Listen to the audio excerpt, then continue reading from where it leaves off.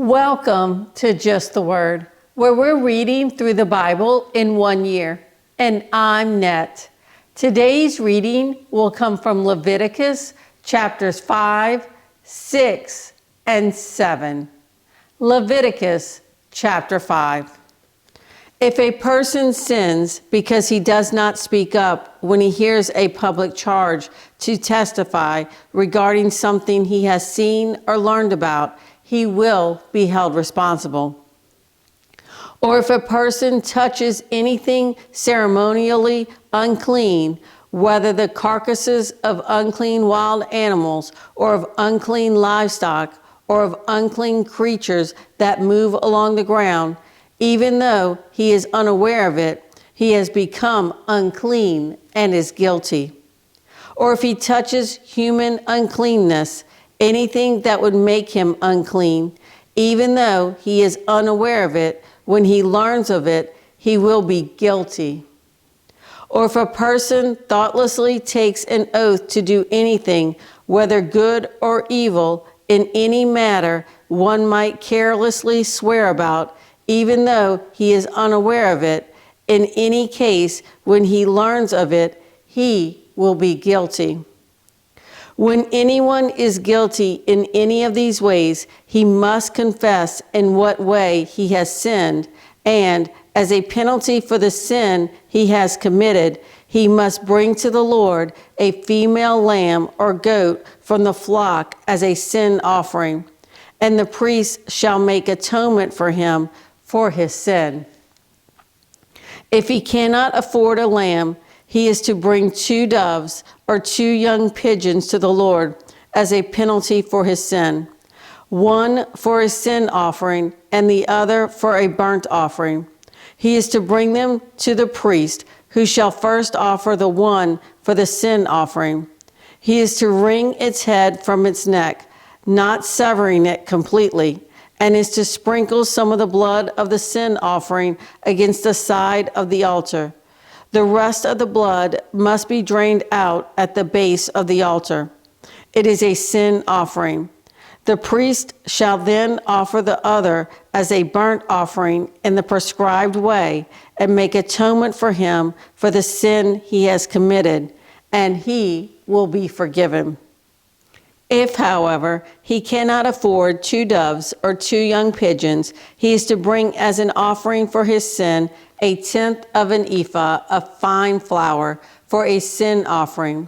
He must not put oil or incense on it, because it is a sin offering. He is to bring it to the priest, who shall take a handful of it as a memorial portion and burn it on the altar on top of the offerings made to the Lord by fire. It is a sin offering. In this way, the priest will make atonement for him for any of these sins he has committed, and he will be forgiven. The rest of the offering will belong to the priest, as in the case of the grain offering. The Lord said to Moses, when a person commits a violation and sins unintentionally in regard to any of the Lord's holy things, he is to bring to the Lord as a penalty a ram from the flock, one without defect and of the proper value in silver, according to the sanctuary shekel. It is a guilt offering. He must make restitution for what he has failed to do in regard to the holy things.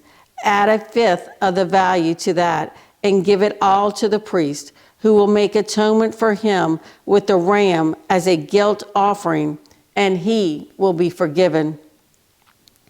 If a person sins and does what is forbidden in any of the Lord's commands, even though he does not know it, he is guilty and will be held responsible. He is to bring to the priest as a guilt offering a ram from the flock, one without defect and of the proper value. In this way, the priest will make atonement for him for the wrong he has committed unintentionally, and he will be forgiven. It is a guilt offering. He has been guilty of wrongdoing against the Lord. Leviticus chapter 6.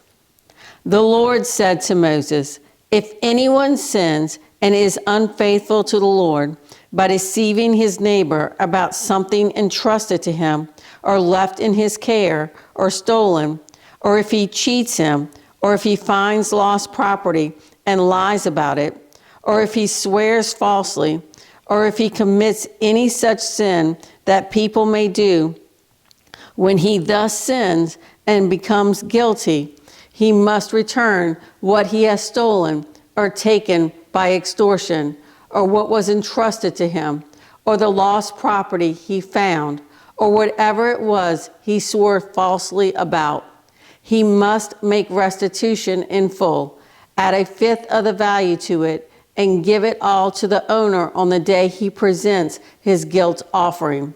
And as a penalty, he must bring to the priest, that is, to the Lord, his guilt offering, a ram from the flock, one without defect and of the proper value. In this way, the priest will make atonement for him before the Lord, and he will be forgiven for any of these things he did that made him guilty. The Lord said to Moses, "Give Aaron and his sons this command. These are the regulations for the burnt offering. The burnt offering is to remain on the altar hearth throughout the night till morning, and the fire must be kept burning on the altar. The priest shall then put on his linen clothes with linen undergarments next to his body, and shall remove the ashes of the burnt offering that the fire has consumed on the altar, and place them beside the altar. Then he is to take off these clothes and put on others, and carry the ashes outside the camp to a place that is ceremonially clean. The fire on the altar must be kept burning. It must not go out. Every morning the priest is to add firewood and arrange the burnt offering on the fire, and burn the fat of the fellowship offerings on it. The fire must be kept burning on the altar continuously. It must not go out. These are the regulations for the grain offering. Aaron's sons are to bring it before the Lord in front of the altar. The priest is to take a handful of fine flour and oil, together with all the incense on the grain offering, and burn the memorial portion on the altar as an aroma pleasing to the Lord. Aaron and his sons shall eat the rest of it, but it is to be eaten without yeast in a holy place. They are to eat it in the courtyard of the tent of meeting. It must not be baked with yeast. I have given it as their share of the offerings made to me by fire. Like the sin offering and the guilt offering, it is most holy. Any male descendant of Aaron may eat it. It is his regular share of the offerings made to the Lord by fire for the generations to come. Whatever touches them will become holy. The Lord also said to Moses, "This is the offering Aaron and his sons are to bring to the Lord on the day he is anointed: 1/10 of an ephah of fine flour as a regular grain offering, half of it in the morning and half in the evening. Prepare it with oil on a griddle. Bring it well mixed, and present the grain offering broken in pieces as an aroma pleasing to the Lord. The son who is to succeed him as anointed priest shall prepare it. It is the Lord's regular share, and is to be burned completely. Every grain offering of a priest shall be burned completely. It must not be eaten." The Lord said to Moses, "Say to Aaron and his sons, these are the regulations for the sin offering. The sin offering is to be slaughtered before the Lord in the place the burnt offering is slaughtered. It is most holy. The priest who offers it shall eat it. It is to be eaten in a holy place in the courtyard of the tent of meeting. Whatever touches any of the flesh will become holy, and if any of the blood is spattered on a garment, you must wash it in a holy place. The clay pot the meat is cooked in must be broken. But if it is cooked in a bronze pot, the pot is to be scoured and rinsed with water. Any male in a priest's family may eat it. It is most holy. But any sin offering whose blood is brought into the tent of meeting to make atonement in the holy place must not be eaten. It must be burned. Leviticus chapter 7. These are the regulations for the guilt offering, which is most holy. The guilt offering is to be slaughtered in the place where the burnt offering is slaughtered, and its blood is to be sprinkled against the altar on all sides. All its fat shall be offered, the fat tail and the fat that covers the inner parts, both kidneys with the fat on them near the loins, and the covering of the liver, which is to be removed with the kidneys. The priest shall burn them on the altar as an offering made to the Lord by fire. It is a guilt offering. Any male in a priest's family may eat it, but it must be eaten in a holy place. It is most holy. The same law applies to both the sin offering and the guilt offering. They belong to the priest who makes atonement with them. The priest who offers a burnt offering for anyone may keep its hide for himself. Every grain offering baked in an oven or cooked in a pan or on a griddle belongs to the priest who offers it. And every grain offering, whether mixed with oil or dry, belongs equally to all the sons of Aaron. These are the regulations for the fellowship offering a person may present to the Lord. If he offers it as an expression of thankfulness, then along with this thank offering, he is to offer cakes of bread made without yeast and mixed with oil, wafers made without yeast and spread with oil, and cakes of fine flour, well kneaded and mixed with oil. Along with his fellowship offering of thanksgiving, he is to present an offering with cakes of bread made with yeast. He is to bring one of each kind as an offering, a contribution to the Lord. It belongs to the priest who sprinkles the blood of the fellowship offerings. The meat of his fellowship offering of thanksgiving must be eaten on the day it is offered. He must leave none of it till morning.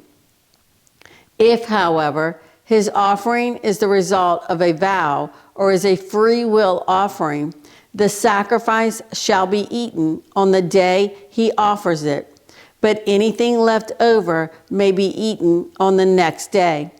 Any meat of the sacrifice left over till the third day must be burned up. If any meat of the fellowship offering is eaten on the third day, it will not be accepted. It will not be credited to the one who offered it, for it is impure. The person who eats any of it will be held responsible. Meat that touches anything ceremonially unclean must not be eaten. It must be burned up. As for other meat, anyone ceremonially clean may eat it. But if anyone who is unclean eats any meat of the fellowship offering belonging to the Lord, that person must be cut off from his people. If anyone touches something unclean, whether human uncleanness or an unclean animal or any unclean, detestable thing, and then eats any of the meat of the fellowship offering belonging to the Lord, that person must be cut off from his people. The Lord said to Moses, "Say to the Israelites, do not eat any of the fat of cattle, sheep, or goats. The fat of an animal found dead or torn by wild animals may be used for any other purpose, but you must not eat it. Anyone who eats the fat of an animal from which an offering by fire may be made to the Lord must be cut off from his people. And wherever you live, you must not eat the blood of any bird or animal. If anyone eats blood, that person must be cut off from his people.